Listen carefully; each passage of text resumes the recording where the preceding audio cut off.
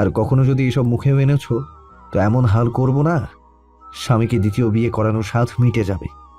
নির্বাণ হিসিয়ে বলে উঠল। সানায়া হাসলো। ডেট মিস গিয়েছে এই মাসে, তবে সেটা নির্বাণকে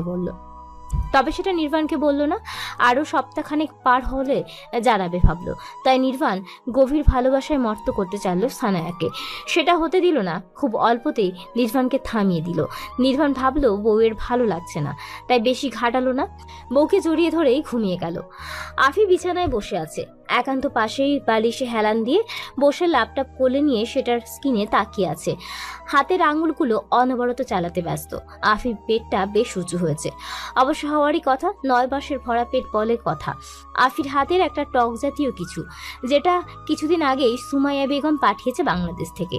যদি এসব খাবার খাওয়া বেশি ঠিক না, তবে আফি এসব হাবিজাবি খাবারগুলোই বেশি খায়। এখন পেটটা ব্যথা করছে, কিন্তু একান্তকে বলা যাবে না, পাগল হয়ে যাবে তবে এই লোক। আফি হাতের খাবারটা পাশের সেন্টার টেবিলে রেখে একটু কাত হয়ে শুয়ে পড়ল। একান্ত সেদিকে একবার তাকিয়ে চিন্তিত কণ্ঠে জানতে চাইল, শরীর খারাপ লাগছে? দেখ, যদি কষ্ট হয় বলে দে আফি। আচ্ছা। একান্ত আবারও কাজে মনোযোগ দিল। আজ 1 মাসের বেশি সময় সে অফিসে যায় না। তার বাবার ম্যানেজার সহ বাকি স্টাফরা সামলাচ্ছে সবটা। একান্ত ভয়ে আছে। বউ তার বয়সে ছোট নয়, একজন প্রাপ্তবয়স্ক নারী, কিন্তু তবুও প্রিয় মানুষটাকে হারানোর ভয় আমাদের মনে সবসময় কাজ করে। সেক্ষেত্রেও একান্ত চিন্তাভাবনা ভিন্ন হওয়ার কথা নয়। একান্ত ল্যাপটপ রেখে পাশের আফির একদম কাজ ঘেঁষে গিয়ে বসলো। মুখটা নিচের দিকে নিয়ে আফির মাথায় চুলের ভাঁজে চুমু খেতেই আফির গোঙানির আওয়াজ শুনতে পেল। চট করে আফির চুলগুলো সরিয়ে মুখের দিকে সম্পূর্ণ দৃষ্টি দিতেই দেখতে পেল আফির মুখখানা হালকা ঘামে ভেজা, চোখ মুখ কুঁচকে কিছু বিড়বিড় করছে। একান্ত বিচলিত হলো। এসির ঠান্ডা, তার মধ্যে এমন অবস্থা, সাথে কিছু হলো কি? একান্ত দেরি করে না, কিছু বুঝতে পারলো বোধহয়। আফির জন্য রাখা নার্সটাকে জোরে জোরে কোনো ইংরেজি শব্দে ডেকে ওঠে গাড়ি বের করতে বলে। নার্সটা একবার রুমের দরজায় এসে আবারও ফিরে নিচে চলে গেল। যাওয়ার সময় অবশ্য মেইন ডোর খুলে রেখে গেল। একান্ত আফিকে কোলে তুলে নিয়েই দৌড়ে লিফটের মধ্যে গেল। নার্সটা তখনও দাঁড়িয়ে আছে সেখানে। আধুনিক প্রযুক্তির ব্যবহার তিনি গাড়ির ড্রাইভারকে জানিয়ে দিয়েছে গাড়ি বের করতে। একান্ত আর আফি যে বিল্ডিংটায় থাকে সেটা খুব বেশি উঁচু নয়, তবে উন্নতশীল, তাই লিফটে বেশিক্ষণ আটকে থাকতে হয় না। একান্ত পেছনে বসে আফিকে বুকে জড়িয়ে নিল। ড্রাইভার গাড়ি স্টার্ট দিতেই একান্ত নার্সটার উদ্দেশ্যে উত্তেজিত অস্থির কণ্ঠে ইংলিশ কিছু জিজ্ঞেস করলো। নার্সটা সম্মতি জানালো। আফি ততক্ষণে পুরো অচেতন হয়ে পড়েছে। তার চোখজোড়া ঝাপসা হয়ে এলো। তার মধ্যে একান্তর অস্থির, চিন্তিত ভয়ে মুখখানা ঝাপসা দেখতে পেল, যে মুখটায় প্রিয়জনের সুস্থতা আর নতুন অতিথির নিজের অস্তিত্ব না হারানোর আবেদন রবের প্রতি। আচ্ছা, একান্তর আবেদন কি রব মঞ্জুর করবে? আমেনা খাতুন অসুস্থ। আজ সকালেই ফোন করে সুমাইয়া বেগম জানিয়েছেন সানায়াকে। ওরা ওই বাড়ি থেকে চলে এসেছে। আজ প্রায় 1 বছর হতে চলল। সবার সাথে মোটামুটি কথা হয় টুকটাক, তবে আমেনা খাতুন কথা বলে না। সানায়া অনেকবার চেষ্টা করেছে কথা বলার জন্য, কিন্তু বিশেষ লাভ কিছু হয়নি। আমেনা খাতুন রেগে আছে, কিছুতেই কথা বলবে না। ওনার সেই এক কথা, নাতিকে আবার বিয়ে দেবে। কিন্তু নাতি তো এসবের দ্বার প্রান্তেও সেই নেই। সে নিজেও মায়ের সাথে কথা বলে দাদির খোঁজ খবর নেয়, কিন্তু সানায়াকে কড়াকড়িভাবে নিষেধ করেছে যাতে দাদির সাথে কথা বললেও কোনোরূপ গভীর কথায় না জড়ায়। নির্বাণ জানে দাদি তার ধূর্ত মানুষ, কখন কোন কথার জালে তার বউকে ফাঁসিয়ে কি করে কি বসে তার ঠিক নেই। এই 1 বছরের নির্বাণ সানায়াকে নিয়ে কোথাও যায়নি, আর যদিও গিয়েছে তো আশেপাশের রাত গভীর না হতেই বাসায় ফিরে এসেছে। তার কারণও অবশ্য রয়েছে। তাদের অস্তিত্ব দ্বিতীয়বারের ন্যায় এসে এবং তাদের দেখা না দিয়েই চলে গিয়েছে। কয় মাস ছিল বয়স? এই তো মাত্র 6 সপ্তাহ হয়েছিল। শুধুই একটা রক্তের খণ্ড এলো। এতেই তো তাদের আরও যত হাহাকার। কেন এলো আবার, যদি না তাদের হাতে ধরা দেবে? প্রথমবার তো অ্যাক্সিডেন্ট ছিল, তাই না হয় চলে গিয়েছিল, কিন্তু এবার কেন এমন হলো? আল্লাহ কি তাদের পরীক্ষা নিচ্ছে? সানায়ার মনে প্রশ্নগুলো ঘুরপাক খাচ্ছিল। ঠিক তখনই পুরুষালী ভরাটে কণ্ঠে নির্বাণ রুমে প্রবেশ করতে করতে বলল, রেডি হও, চলো চলো। কোথায়? সানায়া অবাক নয়নে তাকিয়ে জানতে চাইল। নির্বাণ উত্তর করে না। আলমারিতে খুলে সেখান থেকে বোরখা হিজাব এনে পরিয়ে দিতে লাগলো। সানায়া এর মধ্যে আরও কয়েকবার জানতে চেয়েছে কোথায় যাচ্ছে, তবে নির্বাণ কোনো জবাব দেয়নি। তাই সানায়া চুপচাপ থাকলো। নির্বাণ সানায়াকে নিয়ে সোজা বাড়ি চলে এলো। গাড়ি থেকে নেমে নির্বাণ আগে পরে বউকে কোলে তুলে নিয়ে বাড়ির পথে হাঁটা ধরে ড্রাইভিং সিটে স্বামীর ছিল। সে নিজেও নির্বাণের পেছনে পেছনে বাড়িতে প্রবেশ করে। রাত অনেকটা হয়েছে। একা একটা ফ্ল্যাট, 5 বছরের ছেলে আর বউ একা রয়েছে। যথাসম্ভব তার রাগী স্যারকে ঠান্ডা করে বাসায় ফিরতে হবে। নির্বাণ বাড়ির ভেতরে এসেই বউকে সবার সামনে দিয়েই উপরে নিয়ে নিজের রুমে চলে গেল। সবাই তখনও খেতে বসেছে। এখানে একান্তর বাবাও রয়েছে। তিনিও দেশে এসেছে, কিছু কাজ রয়েছে। সাথে ছেলের কোম্পানি বাংলাদেশে আনার জন্য অনেক কাঠখড় পোড়াতে হয়েছে। আপাতত শাখা আনতে পেরেছে, তবে পুরো কোম্পানি দেশে স্থাপন করতে আরও সময় লাগবে। সবাই খাবার খাওয়া বন্ধ করে উপরে গেল সামিরের পেছনে পেছনে। নির্বাণ রুমে এসে বউকে রেখে হাতের ঘড়ি খুলে রাখতে রাখতে আমেনা খাতুন সহ সবাই রুমে প্রবেশ করে। নির্বাণ তখন গায়ের ব্লেজারটা খুলে সোফায় রাখে।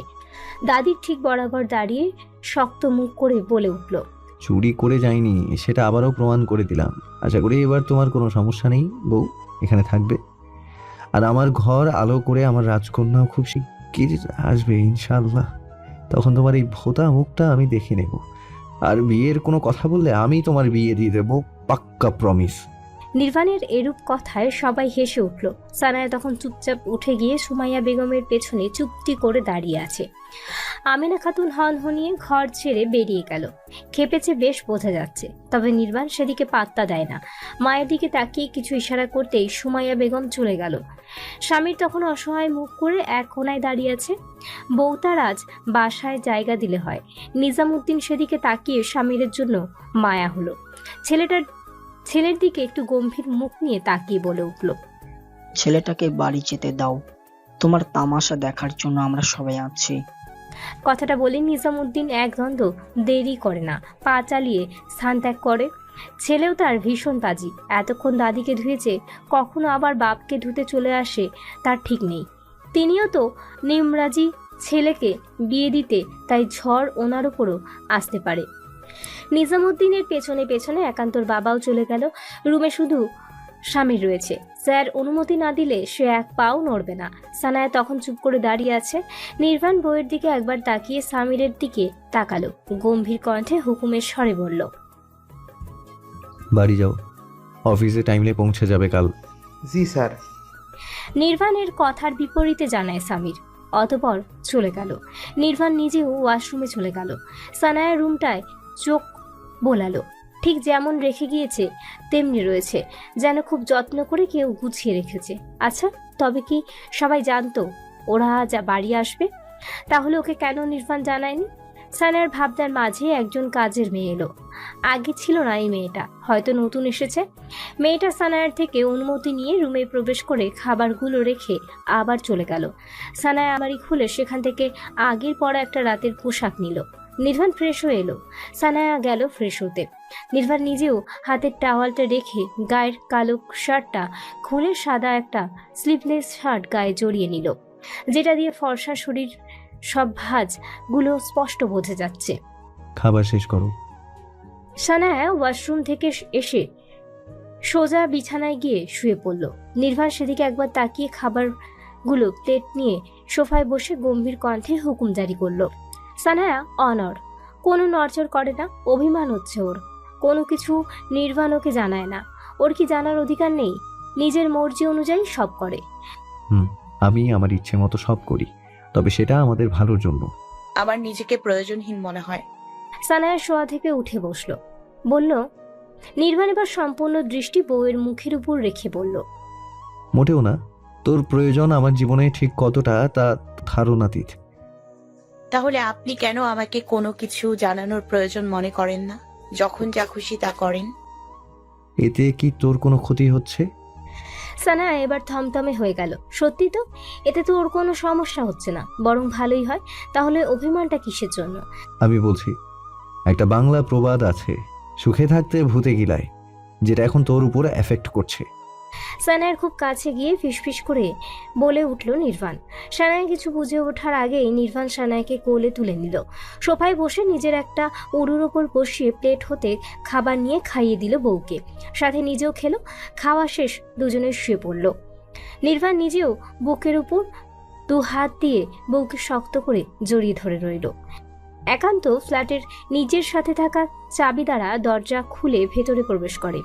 রাত অনেকটা হয়ে গিয়েছে, তবে বিদেশের রাস্তায় সেটা বোঝা যাচ্ছে না। বড় বড় সোডিয়াম আলোর লাইটগুলি বেশ আলোয় আলোয় অন্ধকার হয়ে আসা রাত কেউ দিনের আলোর মতো করে রেখেছে। সাথে মানুষের আনাগোনা তো আছেই, তবে সেটা যার যার মতো করে। কেউ কাউকে দেখার বা পর্যবেক্ষণ করার সময় কোনোটাই নেই। সে থাকবে না এই শহরে, তার চ্যাম্প আর বউকে নিয়ে নির্জন পরিবেশে থাকবে।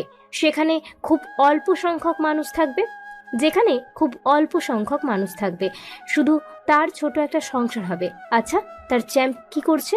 ঘুমিয়েছে নাকি মাকে জ্বালাচ্ছে? চ্যাম্প ঘুমিয়েছে? একান্ত রুমে প্রবেশ করে না, দরজা থেকে দাঁড়িয়ে জিজ্ঞেস করে। আফি জবাব দেয় না, শুধু তর্জনীর আঙুল উঁচিয়ে মুখে রেখে ইশারায় চুপ থাকতে বলে। একান্ত চুপচাপ পাশের রুমে চলে গেল।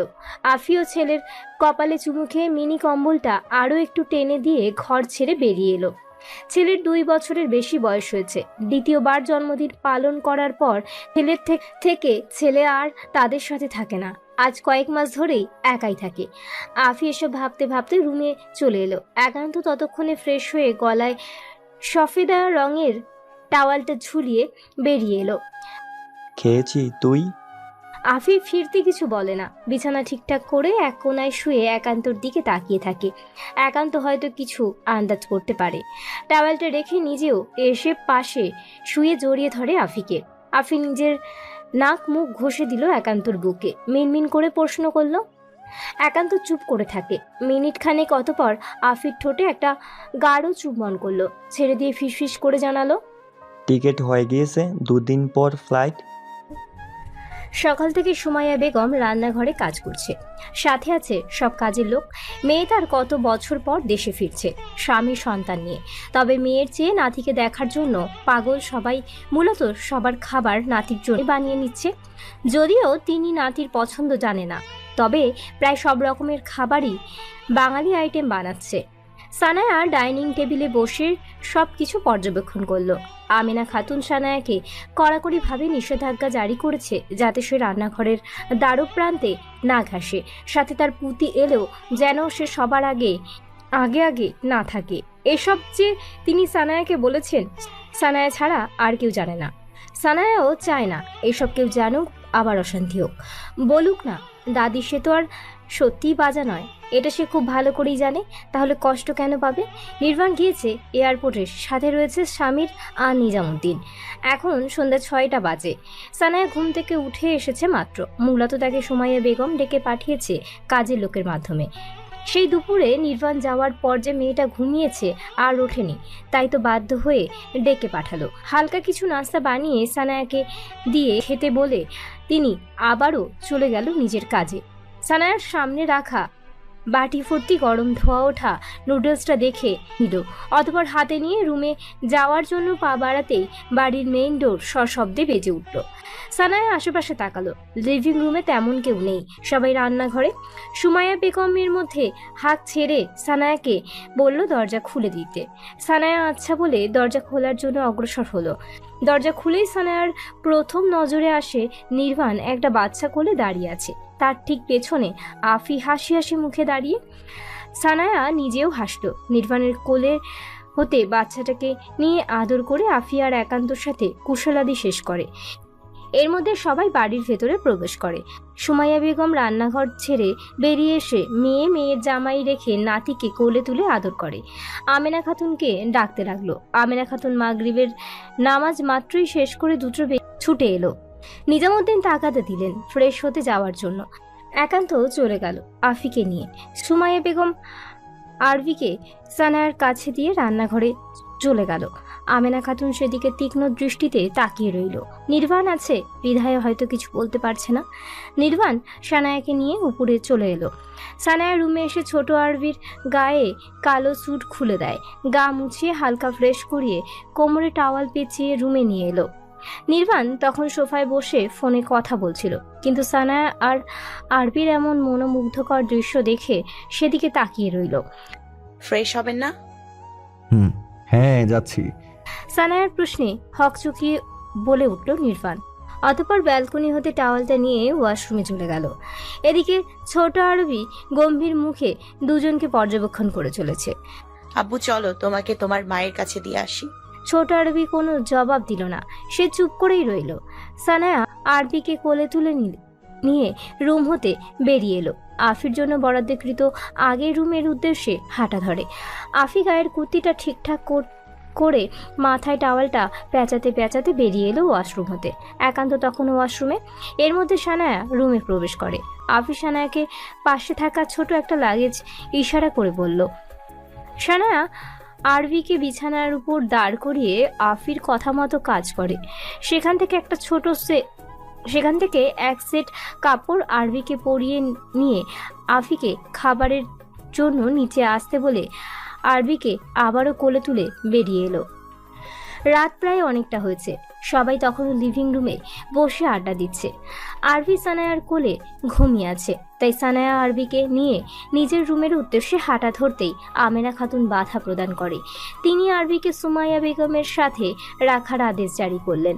সানায়াকে দিয়ে দিল, কোনো বাধা দিল না। কি দরকার সেদে সেদে ঝামেলা করার? তার চেয়ে ভালো মেনে নেওয়া তাছাড়া দাদির ভুল এমনিও একদিন ভেঙে যাবে। আফি কিছু হয়তো আন্দাজ করতে পারে, তবে মুখ খোলে না। এখানে কিছু বলা ঠিক হবে না বলেই মনে করলো। সবাই যার যার মতো করে আস্তে আস্তে রুমে চলে গেল। সানায়া রুমে এসে ড্রয়ার হাতড়ে একটা যন্ত্র বের করলো। সেটা নিয়ে চট করে নির্বাণ রুমে আসার আগেই ওয়াশরুমে চলে গেল। নির্বাণ রুমে আসার জন্যই সিঁড়ি বেয়ে উপরে আসছিল, তবে একান্ত ট্রেনে নিয়ে ছাদের উপরে চলে গেল। একটা দেবী। ছাদে এসে একান্ত পকেট হাতড়ে সিগারেট আর দেশলাই বের করে নিজের মুখে পড়ে অনেকটা নির্বাণের দিকে এগিয়ে দিয়ে জিজ্ঞেস করলো। নির্বাণ মুচকি হাসলো, মৃদু কণ্ঠে আওড়ালো, না আমি দেব আর না তুই। কথা শেষ। নির্বাণ সিগারেট দেশলাই সব ফেলে দিয়ে একান্তর কাছ থেকে নিয়ে একান্ত অসহায় কণ্ঠে বলল, এটা কি করলি? আজ অনেকদিন ধরে এসবের দ্বার প্রান্তে যাই না, আজ যাই একটু। আমি ছেড়ে দিয়েছি অনেক আগে, তাহলে তুই কেন পারবি না? দুই ভাই বোন মিলে আমাকে তৃতীয় লিঙ্গের মানুষ বানিয়ে ফেলবি নাকি? তোর বোনের জন্য তো সিগারেট ওয়াইন এইসবের দ্বার প্রান্তে যেতে পারি না। একান্তর এমন কথা শুনে নির্বাণ হেসে উঠল শব্দ করে। একান্ত বেকুব বনে গেল। সে কি ভুল বলেছে? সত্যি তো বলেছে। আনাকে কথা দিয়েছি কখনো ওইসবের দ্বার প্রান্তে যাব না, তাহলে কথার খেলাফত করি কি করে? Sorry bro, I am really sorry. Wait, তোকে বলছি না আমার বউকে এটা এক্ষুনি বলতে হবে। কথাটা শেষ করে একান্ত আর এক দ্বন্দ্ব দাঁড়ায় না, দৌড়ে নিচে চলে গেল। নির্বাণ নিজেও হেলে দুলে নিচে চলে এলো। বউকে কথা দিয়েছে কখনো সিগারেট খাবে না, আর লাল পানির মাঝে মধ্যে বিপাকে পড়েও খেতে হয়, সেটার জন্য পারমিশন নেওয়া আছে। তবে নির্বাণ যথাসম্ভব এড়িয়ে চলার চেষ্টা করে। নির্বাণ রুমে এসে আগে ঘড়িতে নজর গেল, 12:30 বাজতে চলে, অথচ বউ রুমে নেই। নির্বাণ ভাবলো হয়তো আফির কাছে বা মায়ের কাছে, তাই বেরিয়ে যেতে গিয়েও থেমে গেল। ফিরে ওয়াশরুমের দরজায় তাকিয়ে বুঝতে পারলো সানায়া ওয়াশরুমে। কি করছো? নির্বাণ দরজায় টোকা দিয়ে জিজ্ঞেস করলো। সানায়া কোনো জবাব দিল না। নির্বাণ ভয় পেল কিছু হলো কি। দরজা খোলো, কি হয়েছে? অস্থির কণ্ঠে নির্বাণ বলে, আর দরজায় হাত দিয়ে শব্দ করে। সানায়া হঠাৎ দরজাটা খুলে বেরিয়ে এলো। হাতে থাকা যন্ত্রটা কোনো রকম নির্বাণের হাতে দিয়ে বুকে হামলে পড়ল। নির্বাণের বুকে। নির্বাণ আকস্মিক ঘটনায় চমকে ওঠে, এক পা পিছিয়ে গেল, তবে আর এক পা পিছুবার আগেই নিজেকে শক্ত করে নিল।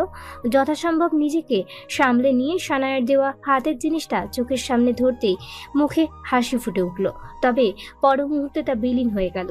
রোধ হয়ে আসা কণ্ঠে বলল, আগের মতো হবে না তো? আল্লাহ আছে। আমার বিশ্বাস আমাকে এবার খালি হাতে ফেরাবে না। নির্বাণ সানায়ার বাড়িতে ডক্টর ডেকেছে, যদিও সানায়া বারণ করেছে, কিন্তু নির্বাণ শোনেনি। ডক্টর সানায়াকে চেক আপ করে জানিয়েছে সম্পূর্ণ বেড রেস্ট করতে হবে, কোনো নাড়াচাড়া করা যাবে না, ভারী কোনো বস্তু ক্যারি করা যাবে না, সাথে নিয়ম মাফিক ঔষধ সেবন করতে হবে, নয়তো এই বাচ্চাটাকেও টেকাতে পারবে না, নয়তো এই বাচ্চাটাও টিকতে নাও পারে। তবে কথায় আছে না, সবকিছুর মালিক তো আল্লাহ, তবে আছিলা করতে হবে, কপালেও থাকে লাগা, চেষ্টা করেও করা লাগে, তাই যথাসম্ভব সাবধানে থাকতে বলা হয়েছে। নির্বাণ ডক্টরকে সম্পূর্ণ আশ্বাস দিয়েছে সে সব রকম চেষ্টা করবে, কিন্তু ডক্টর নিজেও যেন ওনার বেস্ট দেয়। ডক্টর মুচকি হেসেছে শুধু। ছেলেটা বউকে ভীষণ ভালোবাসে, এতে কোনো সন্দেহ নেই। ডক্টর চলে যাওয়ার পর আমেনা খাতুন সানায়ার পাশে বসলেন। নিজেকে হয়তো অপরাধী ভাবছে। সানায়া কিছু আন্দাজ করতে পারে, নিজের একটা হাত আমেনা খাতুনের হাতের উপর রাখে। আমেনা খাতুন নড়ে চড়ে বসলো সামান্য। আচ্ছা দাজান, আমেনা খাতুন মিনমিন করে বলে। সানায়া বিনিময়ে মুচকি হেসে জানালো। আমেনা খাতুন সহ বাকিরা সবাই কম বেশি উপদেশ দিয়ে রুম ত্যাগ করে। নির্বাণ ঠিকানা তখন হাতে পেয়ে একটা ফলের থালা নিয়ে রুমে প্রবেশ করে। সানায়া সেদিকে তাকিয়ে বলল, ওয়াশরুম যেতে হবে। ওকে, আমি সাহায্য করছি। নির্বাণ শুনুন, আমি যেতে পারবো। ফাইন। নির্বাণ হাতে থাকা থালাটা সেন্টার টেবিলের উপর রেখে সানায়াকে ধরতে আসলেই সানায়া বাধা দিল। নির্বাণ এক পলক বউয়ের দিকে তাকিয়ে সম্মতি দিয়ে দিল। কয়টা বাজে? এই তো হবে হয়তো রাত 11:30টার আশেপাশে। সানায়া চোখ বন্ধ করে শুয়ে আছে, ঘড়ির দিকে তাকাতে ইচ্ছে করছে না। পেটে ভীষণ ক্ষুধা অনুভব করে, তবে ইচ্ছে করছে না উঠে গিয়ে নিচ থেকে কিছু আনতে। 10টার দিকে অবশ্য খাবার খেয়েছে, তবে বমি হয়, বিধায় অল্প কিছু খেয়েই রুমে চলে এসেছে। আজ 8 মাস হয় নির্বাণ সানায়াকে নিচে যেতে দেয় না। নিজে সকালে খাবার উপরে রুমে নিয়ে আসে আর দুপুরে সুমাইয়া বেগম খাইয়ে দেয়। রাতে অফিস থেকে ফিরে নির্বাণ রাতেও নিজের সকালের রোজ মেনটেন করে, কিন্তু আজ কি হলো? দুপুরে এলো না, রাত অনেক হয়েছে, কিন্তু এখনো ফিরছে না কেন? সানায়ার এতক্ষণ অভিমান হলেও এখন কেমন যেন ভয়, সাথে চিন্তাও হচ্ছে, যা এই সময় পড়া মোটেও ঠিক না। শোয়া থেকে উঠে বসে, বালিশের তলা থেকে ফোন বের করে, অতঃপর ফোন লাগায় নির্বাণের ফোনে, কিন্তু ফোন বন্ধ। পরপর কয়েকবার চেষ্টা করে সানায়া, কিন্তু কোনো লাভ হয় না। এসির মধ্যে থেকেও মেয়েটা ঘামতে লাগলো। চিন্তা অস্থিরতায় মাথা কাজ করছে না, তবে সামিরের নাম্বারটা ডায়াল লিস্টে থাকায় সেটা চোখে পড়ে। কিছু না ভেবেই কল লাগালো, কিন্তু কোনো রেসপন্স এলো না উপাস্যতে। কাঁপা কাঁপা হাতে দ্বিতীয়বার কল দিল। প্রথমবার রিং হওয়ার সাথে সাথেই ফোনটা রিসিভ হলো। সানায়া অস্থির কণ্ঠে প্রশ্ন করলো, আপনার স্যার কোথায়? সামির কোনো জবাব দিল না, তবে নাক টানার শব্দ হলো। সানায়ার বুকের ভেতর ধকড়ে উঠল। দ্বিতীয়বারের ন্যায় আবারও জানতে চাইলো, কি হয়েছে সামির ভাই? আপনি কিছু বলছেন না কেন? সামির এবার ধরে আসা কণ্ঠে নিজেও প্রশ্ন করলো। আপনি কিছু জানেন না? সানায়া অবাক হয়ে গেল। কি জানার কথা বলছে? কি হয়েছে? সামির নিজেই বা কেন কাঁদছে? কেন? সানায়ার মাথায় প্রশ্নগুলো কিলবিল করছে, কিন্তু কিছু জিজ্ঞেস করার আগেই সামির কল কাটে। সানায়া আবার নাম্বারটায় কল দিল, তবে এইবার বন্ধ দেখালো ফোনটা। সানায়া গায়ের কম্বলটা ফেলে দিয়ে উঁচু পেটটা ধরে রুমের বাহিরে এলো। একদম শুনশান নীরবতা বিরাজ করছে বাড়ি জুড়ে। সানায়া নিচে যাওয়ার মতো সাহস পেল না। পাজোরা টেনে আফির রুমের উদ্দেশ্যে হাঁটা ধরে, তবে পাজোরা বরাবরই অবশ্যই আসছে, চোখগুলো দিয়ে কেমন ঝাপসা দেখছে। দূর থেকে একটা বাচ্চা আর একটা মেয়ে এগিয়ে আসছে। আফি মাত্রই নিচ থেকে উপরে এসেছে, বাসায় কেউ নেই, তাই সানায়ার কাছেই আসছিল। তবে সানায়াকে এদিকে দুর্বল পায়ে এগিয়ে আসতে দেখেই দৌড়ে এলো, যেন তবে শেষ রক্ষা আর হয় না। সানায়া ধরাম করে নিচে পড়ে যায়। অদূরে দাঁড়িয়ে আছে 3 বছর শেষ হয়ে 4-এ পা দেওয়া আরবি। আফি এসে সানায়ার মাথাটা কোলে তুলে নিল। কয়েকবার ডাকার পরে সানায়া কোনো জবাব দিল না। অজ্ঞান হয়ে যাওয়া মানুষটা কি করে জবাব দিবে? আরবিকে হঠাৎ করেই আফি দেখে ওঠে। না, আরবি এখানে নেই। কোথায় গেল ছেলেটা? আফি দ্বিতীয়বার ডাকার আগেই আরবি ফিরে এলো, দৌড়ে, সাথে 2 জন কাজের লোক। আফি তাদের সাহায্য করে সানায়াকে ধরে রুমে নেওয়ার প্রস্তুতি নেয়, কিন্তু ফ্লোর থেকে তোলার পর কিছু বুঝতে পেরে হসপিটালে নেওয়ার জন্য নিচে নিয়ে এলো। তবে বিপত্তি বাঁধলো, বাড়িতে কোনো গাড়ি নেই। একটা নির্বাণ সকালে নিয়ে বেরিয়েছে, আরেকটা একটু আগে। একান্ত সুমাইয়া বেগম আর নিজামুদ্দিনকে নিয়ে হসপিটালে চলে গিয়েছে। বিপদ যখন আসে চারদিক দিয়ে আসে। আফির মাথা কাজ করছে না, কি করবে? বাড়িটা মেইন রোডের পাশেই, তবে এখান থেকে গাড়ি পাওয়া যায় না। যা গাড়ি চলে সেগুলো যার যার ব্যক্তিগত গাড়ি, খুব সহজে কাউকে পাওয়া যায় না। তবুও আফি চেষ্টা করে কাজের লোকের কাছে সানায়াকে রেখে আরবিকে নিয়ে একটু এগিয়ে গেল। ভাগ্যে হয়তো সহায় ছিল, একটা ছেলে গাড়ি থামালো। আফি সাহায্য চাইলো। ছেলেটা এগিয়ে এসে সানায়াকে গাড়িতে তুলতে বলে। আফি আরবিকে কাজের লোকের কাছে রেখে গেল, যদিও আরবি থাকতে চায়নি। তবে আফির ধমক খেয়ে আর এমন পরিস্থিতি দেখে ঝামেলা করে না। একজন জুনিয়র ডক্টর মাত্রই কথাটা জানিয়ে গেল। স্বামীর তৎক্ষণাৎ বেরিয়ে পড়ে রক্তের সন্ধানে। একান্ত নিজেও চেষ্টা করে। পাশেই আফি সুমাইয়া বেগমকে আগলে বসে। নিজামুদ্দিন নিজের সব স্টাফ থেকে শুরু করে কোনো পরিচিত লোক বাকি রাখছে না। নিজের ছেলের এমন অবস্থা, তার মধ্যে মেয়েটার অবস্থাও ভালো নয়। একটু আগেই তো ছেলেকে ওটি হতে বের করলো, এখন আবার ছেলের বউকে। সবকিছু যেন বিষাক্ত লাগছে। আল্লাহ কি মেয়েটাকে একটু শান্তি দিবে না? স্বামীর ঘন্টা 45 মিনিটের মাথায় ফিরে এলো দুজন পরিচিত ছেলে নিয়ে। ছেলেগুলো এতিম। নির্বাণ নিজেই ওদের দুজনকে একটা দোকান দিয়েছে। লেখাপড়া বেশি না জানায় অন্য কিছু আর করতে পারেনি। ছেলেগুলো এসে একজন নার্সকে নিয়ে গেল। অতঃপর শুরু হলো অপেক্ষা, কখন শেষ হবে এই দুর্বিষহ সময়। খারাপ কিছু হবে না তো? আর বাচ্চাটা মাত্রই তো 8 মাস বয়স, চলে, সুস্থ থাকবে তো? টানা 2 ঘন্টা ধরে ওটির রুমের দরজাটা বন্ধ আছে, খোলার নামই নিচ্ছে না যেন ডক্টর। রাত প্রায় শেষের দিকে, গোটা একটা রাত কেটে গেল সবাই নির্ঘুম থেকে। কি অদ্ভুত ব্যাপার! তবে তাদের কাছে শুধু একটা রাত নয়, মনে হচ্ছে এক যুগ। খারাপ সময় যেন ফুরাতেই চায় না। যেমন তাড়াহুড়ো হয়ে রাস্তা ফুরায় না, ঠিক তেমনটা। ছেলেগুলো দুজনই 2 ব্যাগ রক্ত দিয়েছে, সাথে ব্লাড ডোনার থেকেও রক্ত আনা হয়েছে। হসপিটাল কর্তৃপক্ষ সেটা করতে সাহায্য করেছে। মোট 4 ব্যাগ রক্ত লেগেছে। এখন অপারেশন চলছে। ডক্টর আশ্বাস দিয়েছে কিছু হবে না ওনাদের সবটা দিয়ে চেষ্টা করবে। আর আল্লাহর ইচ্ছেটা সবটা, তাই আল্লাহর কাছে দোয়াই চাইতে বলেছে। সুমাইয়া বেগম নির্বাণের কেবিনের সামনে থেকে ঘুরে আসলেন। ছেলেটার এখনো জ্ঞান ফিরছে না। ডক্টর শিওর বলেনি ফিরতে পারে, তবে কারণ যেহেতু, তাই মেডিসিনের প্রভাব কেটে গেলেও রোগী ঘুমিয়ে থাকতে পারে, তাই সকালে ফিরবে এমনটাই জানিয়েছে। সুমাইয়া বেগম এসব ভাবতে ভাবতেই এসে আফির পাশে বসলো। একান্ত নিজেও বসে আছে আফির আরেক পাশে, আর নিজামুদ্দিন সেই থেকে পায়চারি করে যাচ্ছে। সানায়ার বাবা সালাউদ্দিন আহমেদকে খবর দিয়েছে, তবে খারাপ কিছু বলেনি, শুধু হসপিটালে এনেছে এইটুকু জানিয়েছেন। সালাউদ্দিন আহমেদ সকালে স্ত্রীকে নিয়ে চলে আসবেন বলেছে। বাড়িতে আমেনা খাতুন এসবের কিছুই জানে না, তার কারণ তিনি ঘুমের ঔষধ খেয়ে রাত 10টার মধ্যে ঘুমিয়ে পড়েন, আর একেবারে সকালে নামাজ পড়তে ওঠেন। একান্ত বাড়িতে ফোন করে ছেলের সাথে কথা বলেছে। ওই রুমের রোগীর জ্ঞান ফিরেছে, আপনারা দেখা করতে পারেন। আফির চোখগুলো মাত্রই বন্ধ করেছিল, কিন্তু এমন বার্তা পেয়ে অচেতন মস্তিষ্ক সচেতন হলো তৎক্ষণাৎ। মায়ের হাত ধরে সুমাইয়া বেগম নিজেও চিন্তিত হলেন। ছেলের জ্ঞান ফিরছিল না, এক চিন্তা ছিল, এখন ফিরেছে এতেও চিন্তা। ছেলে তার বউকে নিয়ে ভীষণ সতর্ক। এখন যদি তার বউয়ের সাথে কথা বলতে যায়, যদি জানতে পারে অবস্থা ভালো নয়, তখন পাগলামি করবে না তো? এতে যে ছেলের জীবন রিস্ক। মাথায় আঘাত পেয়েছে, ক্ষত গভীর না হলেও খুব সচেতন থাকতে হবে। জোরে কথা বলা যাবে না, কোনো কিছু নিয়ে টেনশন করা যাবে না। মোদ্দা কথা, মাথায় বেশি চাপ প্রয়োগ করা যাবে না। মাথায় বেশি চাপ পড়বে এমন কিছু করা যাবে না। সুমাইয়া বেগমের ভাবনার ছেদ পড়ে আফির ডাকে। সুমাইয়া বেগম চমকালো, তবে নিজেকে সামলে ছেলের কাছে গেলেন।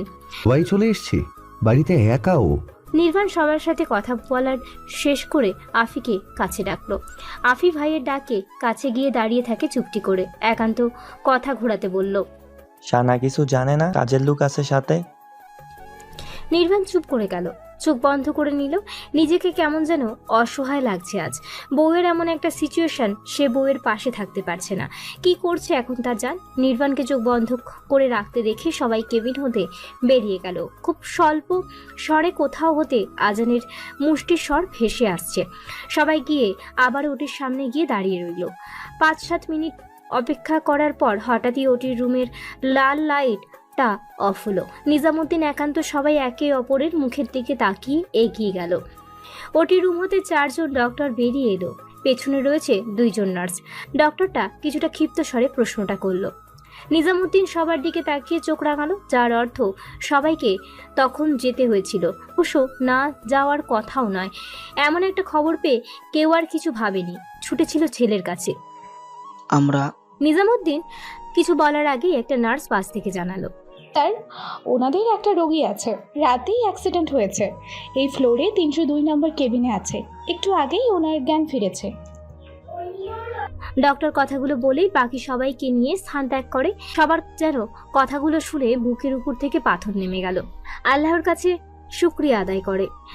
আমি বাড়ি চলে যাব, বাড়িতে ট্রিটমেন্টের ব্যবস্থা করো।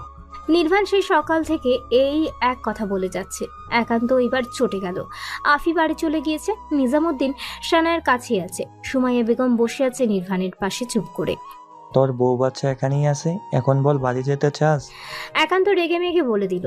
সুমাইয়া বেগম তখনও নির্বিকার। এটা লুকানোর জিনিস নয়, তবে ছেলে তার অসুস্থ, তাই চিন্তা করবে ভেবেই জানাবে না ভাবছিল। কিন্তু ছেলে তার সকাল থেকেই বইয়ের জন্য অস্থির হয়ে আছে, তাই জানিয়ে দিয়েছে। বেশ ভালো করেছে বলে মনে করছেন তিনি। নির্বাণ যেন স্তব্ধ, মিনিট সময়ের জন্য নীরব লইল। অতবার অস্থির কণ্ঠে জানতে চাইল, বাচ্চা, তুই কি বলছিস? ওর তো এখনো আরো 2 মাসের কম সময়। কাল রাতেই সিজার করে হয়েছে, বাচ্চা অবজারভেশনে রাখা হয়েছে, সানায়া ঠিক আছে। সুমাইয়া বেগম নির্বাণের সম্পূর্ণ কথা শেষ করার আগেই বলে ওঠে। নির্বাণ চোখ বন্ধ করে নিল, আর অমনি চোখ থেকে কানের পাশ ঘেঁষে জল গড়িয়ে পড়ল। আর তার অস্তিত্ব দুনিয়াতে এসেছে। কথাটা ভেবেই নির্বাণের মন আনন্দে ভরে গেল, কিন্তু পরক্ষণে মনটা আবারও খারাপ হলো। কিন্তু তাকে তো এখন ছোঁয়া যাবে না, মন ভরে দেখাও যাবে না। দেখা করতে দিবে না? দেবে, ডক্টর একটু পর চেক আপ করতে যাবে, তখন যে কোনো একজন যেতে পারবে। আমি যাব। একান্তর কথা বলা শেষ হওয়ার সাথে সাথেই বলল নির্বাণ। একান্ত মুচকি হাসলো। সানায়াকে পাশের কেবিনে দেওয়া হয়েছে, নির্বাণ ভালো আছে জানিয়েছে। এতেই সানায়া ক্ষান্ত হলো না। সে দেখবে, তার কাউকে বিশ্বাস হচ্ছে না। নিজামুদ্দিন শেষমেশ না পেরে ডক্টরের থেকে অনুমতি নিয়ে আয়ার সাহায্যে হুইল চেয়ার করে নির্বাণের কেবিনে আনে। নির্বাণ তখন চোখ বন্ধ করেছিল। একান্ত খাবার আনতে গিয়েছে। সুমাইয়া বেগম বসেছিল পাশের একটা টুলে। আয়াগুলো সানায়াকে রেখে চলে গেল। সুমাইয়া বেগম কিছু বলতে যাবে, তার আগেই নিজামুদ্দিন ওনাকে বাইরে আসার ইশারা করায় তিনি চুপ করে চলে যায়। সানায়া নির্বাণের হাতটার উপর নিজের হাতটা রাখতেই নির্বাণ নড়ে চড়ে উঠল। চিরপরিচিত স্পর্শ চিনতে এক দ্বন্দ্ব ভুল হয় না। চোখ খুলে সানায়ার দিকে তাকিয়ে মলিন স্বরে বলল, আমার অনুপস্থিতিতে নিজেদের যত্ন নিবে বলেছিলে। আই এম সরি নির্বাণ, আপনার অবস্থা বুঝতে পেরে আমি নিজেকে ঠিক রাখতে পারিনি। সানায়া নির্বাণের হাতটার উপর নিজের মাথাটা রেখে বলল। নির্বাণ সালাইন লাগানো বাম হাতটা এগিয়ে এনে আলগোছে সানায়ার মাথার উপর হাতটা রেখে সেভাবেই থাকে। সময় কারোর জন্য অপেক্ষা করে না। কেটে গিয়েছে আজ 1 মাসেরও বেশি সময়। সানা এখন সম্পূর্ণ সুস্থ। নির্বাণ এখন কিছুটা খুঁড়িয়ে চলে, চলাফেরা করে, নয়তো আর কোনো সমস্যা নেই। এই 1 মাসে বাচ্চাটাকে অবজারভেশনে রাখতে হয়েছে সম্পূর্ণ পরিপক্ক না হওয়াতে। কিছুটা দুর্বল বাবুটা।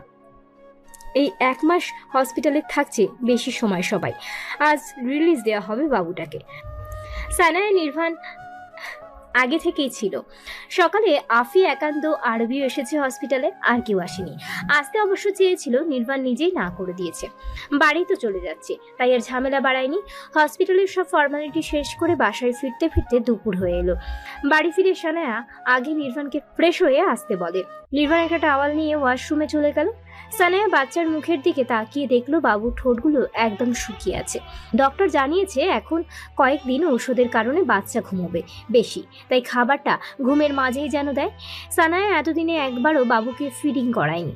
সবসময় ফিডার দেওয়া হতো আর নার্স পরে বাচ্চাকে খাইয়ে দিত। কিন্তু আজ হঠাৎ করে কেমন একটু অস্বস্তি বোধ করলো। তবে বালিশের উপর শুয়ে মেয়েকে ফিডিং করানোর চেষ্টা চালালো। বেশ অনেকটা সময় নিয়েও কিছু করতে পারে না। শেষবার চেষ্টা করে যখন সানায়া ব্যর্থ হলো, তখনই ওয়াশরুমের দরজাটা খট করে খুলে কোমরে টাওয়াল পেঁচিয়ে নির্বাণ বেরিয়ে এলো। সানায়ার এমনি অস্বস্তি হচ্ছিল, তার মধ্যে হঠাৎ নির্বাণের আগমনে লজ্জায় নুয়ে এলো। গায়ের ওড়না টেনে নিতে যাবে, তার আগেই নির্বাণ এগিয়ে আস্তে আস্তে বলল, এখানে লজ্জা পাওয়ার কি আছে ইডিয়েট? আমি সাহায্য করছি, তুই বাবুকে আমার কাছে দে। বড় মা, নিনজা কোথায়? আফির কথায় আরবি কোনো প্রতিক্রিয়া করলো না। তবে সে সানায়ার দিকে তাকিয়ে আবারও জিজ্ঞেস করলো, বলো না নিনজা কোথায়? ও তো বিকেলে ওর এক ফ্রেন্ডের বাসায় গেল।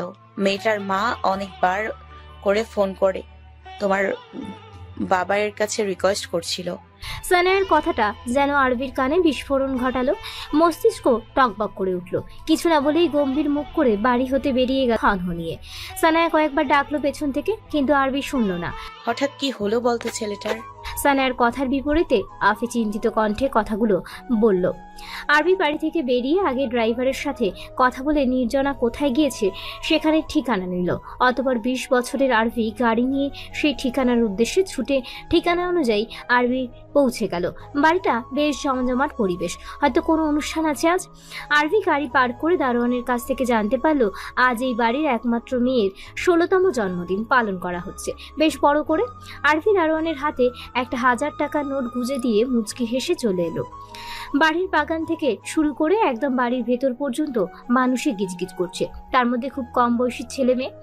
আরবি শেষ কদম ফেলে বাড়ির ভেতরে প্রবেশ করার আগেই বাগানের এক সাইডে দেখলো নির্জন একটা ছেলেকে জড়িয়ে ধরে দাঁড়িয়ে আছে। যদিও পেছনটা দেখা যাচ্ছে, মেয়েটার হাতগুলো একটু পরপরই নড়ছে। তবে আরবির নির্জনাকে চিনতে একটু ভুল হয় না, তার কারণ নির্জনার গায়ে পরিহিত শাড়িটা সে সপ্তাহ আগে নির্জনার বার্থডেতে কিনে দিয়েছে আরবি। আরবি এগিয়ে গিয়ে নির্জনাকে এক টানে ছেলেটার থেকে ছাড়িয়ে নির্জনার গালে ঠাস করে চড় বসিয়ে দিল। নির্জনা হতবিহ্বল, বিষয়টা বুঝতে সেকেন্ড সময় লাগলো। মাথা উঁচু করে তাকিয়ে দেখলো আরবি ততক্ষণে ওর সাথে অসভ্যতা করা ওর ফ্রেন্ড কাইফকে ইচ্ছে মতো মারছে। নির্জনা নিজের গালের ব্যথা ভুলে আরবিকে ছাড়িয়ে নেওয়ার চেষ্টা করে, তবে পারে না। এর মধ্যে অনেকে ছুটে আসে সেখানে। আরবিকে কয়েকজন মিলে ছাড়াতে সক্ষম হলো। ছেলেটা তখন নিচে পড়ে আছে, ঠোঁট ফেটে রক্ত পড়ছে। গায়ের সর্বশক্তি দিয়ে ইচ্ছামতো লাথি আর মুখে ঘুষি মেরেছে ছেলেটাকে আরবি। কয়েকজন মিলে হসপিটালে নেওয়ার তোড়জোড় করে। ছেলেটাকে নিয়ে যেতেই নির্জনার ফ্রেন্ড আর ওর বাবা মা এসে ঘটনা জিজ্ঞেস করলো। আঙ্কেল, ছেলেটা অসভ্যতম করছিল আমার কাজিনের সাথে। আরবি খুব স্বাভাবিকভাবেই জানালো যেন সে কিছুই করেনি। কথাটা বলে আরবি নির্জনার হাত টেনে ধরে নির্জনার ফ্রেন্ডের বাবা মায়ের কাছ থেকে বিদায় নিয়ে চলে এলো সেখান থেকে। তোমার ছেলে আজ কি করেছে জানো তুমি? নির্বাণের কথা শুনে সানায়া ভয় পেল। হাতের বালিশটা বিছানায় ফেলে এগিয়ে ভীতু কণ্ঠে জিজ্ঞেস করলো। কি করেছে? আবার বকেছে তোমার মেয়েকে? এমন ভাবে বলছো মেয়েটা যেন শুধু আমার। আর কি করেনি বলো? আজ কোন ছেলেকে মেরে হসপিটাল পাঠিয়েছে? ওমা, সে কি কথা? কেন? তুমি জিজ্ঞেস করো ছেলেকে গিয়ে। কথাটা শেষ করে নির্বাণ দুবধাপ পা ফেলে ওয়াশরুমে চলে গেল। সানায়া সেদিকে একবার তাকিয়ে ছুটলো আরবির রুমে। বাবা, কি হয়েছে তোমার? বাবাই দেখলাম ক্ষেপে আছে। আরবি ল্যাপটপে গেম খেলছিল। সানায়ার হঠাৎ আগমনে আর এমন প্রশ্নে আরবি মোটেও চমকায় না, খুব স্বাভাবিকভাবে ল্যাপটপ স্ক্রিনে তাকিয়ে থেকেই বলল, তুমি এসেছো, যাক ভালো হয়েছে। 1 কাপ কপি করে কাউকে দিয়ে পাঠিয়ে দাও কষ্ট করে। আচ্ছা। সানায়া বুঝতে পারলো আরবি কিছু বলবে না। দোষ নিজের হলেও নিজেই এতক্ষণ এসে তাকে হাত করার চেষ্টা করতো, তাহলে নিজের মেয়েরই। কথাগুলো ভাবতে ভাবতে সানায়া কফি করে কাজের লোকের হাতে পাঠিয়ে রুমে চলে গেল। নির্বাণ ডাকছে সানায়াকে, তাই নির্জনা আরবির রুমের সামনে ঘুরঘুর করছে। আরবি গাড়িতে ওর সাথে একবারও কথা বলেনি, বাড়িতে আসার পরেও বলেনি বাড়িতে এসেছে। সেই সন্ধ্যা রাতে ডিনারের সময়ও কথা বলেনি। রাতে এখনও 11:30। নির্জনা এসব ভাবছিল আর পায়চারি করছিল। এর মধ্যে দেখলো কাজের লোক কফিটা হাতে আসছে। নির্জনার বুঝতে 1 সেকেন্ডও সময় লাগে না কফি আরবির জন্য, তাই তো কফি নিজেই রেখে কাজের লোককে বিদায় করে। ভাইয়া আসবো? নির্জনা নিজেকে স্বাভাবিক রেখে দরজায় টোকা দিয়ে জিজ্ঞেস করলো। 5 সেকেন্ডের মধ্যে রুমের ভেতরে হতে আরবি গম্ভীর কণ্ঠে অনুমতি দিল। আয়। নির্জনা কফিটা আরবির সামনে সেন্টার টেবিলে রাখে, ওনার কোনায় পেঁচায় আঙুলে। অতপর মিনমিন করে বলল, ছেলেটাকে আমার প্রথম থেকেই ভালো লাগে। কথাটা শেষ হওয়ার আগে বিকট শব্দে কোনো কিছু ভেঙে ফেলার শব্দ হলো। নির্জনা তৎক্ষণাৎ মাথা উঁচিয়ে সামনে তাকিয়ে দেখলো একটু আগে আরবির কোলে থাকা ল্যাপটপটা নিচে পড়ে আছে, চারদিকে ছড়িয়ে ছিটিয়ে। আরবি পরপরই কফির মগটাও ফেলে দিল, যার কিছুটা ছিটকে এসে নির্জনার পায়ে পড়লো। ব্যথাতুর শব্দ করতে আরবি চিৎকার করে বলে উঠল, যা এক্ষুনি বেরিয়ে যা আমার রুম থেকে, গেট আউট। নির্জনা তবুও দাঁড়িয়ে রইল, চোখ চিকচিক করছে। ধরে আসা গলায় কিছু বলতে চাইল, তবে আরবি শুনল না। টেনে বের করে দিল নির্জনাকে রুম থেকে। ঠাস করে দরজা বন্ধ করে ফোন হাতে একটা জান দিয়ে সেভ করা নাম্বারে কল দিল। ফোনটা সাথে সাথে রিসিভ হলো। ওপাশ থেকে কিছু বলল হয়তো, তবে আরবি সেসব শুনলো না। তার আগেই বলে উঠল, দাদু আমি কাল সকালে বাংলাদেশ ছাড়তে চাই, তুমি সব ব্যবস্থা করো। সব কটা কথা যেন আদেশের স্বরে বলল। পরপরই ফোন কেটে ওয়াশরুমে চলে গেল। অতঃপর শাওয়ার শেষ পেয়ে বেরিয়ে এসে ড্রেসিং টেবিলের সামনে দাঁড়িয়ে নিজের অর্ধনগ্ন উদ্যম শরীর এর দিকে তাকিয়ে বিড়বিড় করে বলে উঠল, তুই কাজটা একদম ভালো করলি না, এর ফল তোকে ভুগত করতে হবে সুইটহার্ট। সকাল 8টার বেশি সময় বাজে। নির্জনা কোনো অজানা কারণে কাল সারা রাত কেঁদে ভোরের দিকে চোখ লেগেছে বিধায় চোখ খুলতে পারছে না। ওদিকে বাহিরে খুব শব্দ করে ওর বাবা কারোর সাথে কথা বলছে। না চাইতেও গা হতে মিনি কম্বলটা সরিয়ে বিছানা থেকে নেমে রুম হতে বেরিয়ে নিচে এসে শুনতে পেল ওর মা সানায়া রাগ মিশ্রিত কণ্ঠে বলছে, সব তোমার মেয়ের দোষ, নয়তো কখনো আমার ছেলেটা আজ দেশ ছাড়তো না। কথাটা নির্জনা ঠিক বুঝতে পারে না, তাই কি বলল তার মা? আরবি ভাই কি করেছে? নির্জনার ভাবনার মাঝে সানায়া এগিয়ে এসে মেয়ের কাছে দাঁড়ালো। অতবার রাগী কণ্ঠে বলল, এখন শাস্তি পাচ্ছ, চলে গিয়েছে, আসবে না আর আমার ছেলে।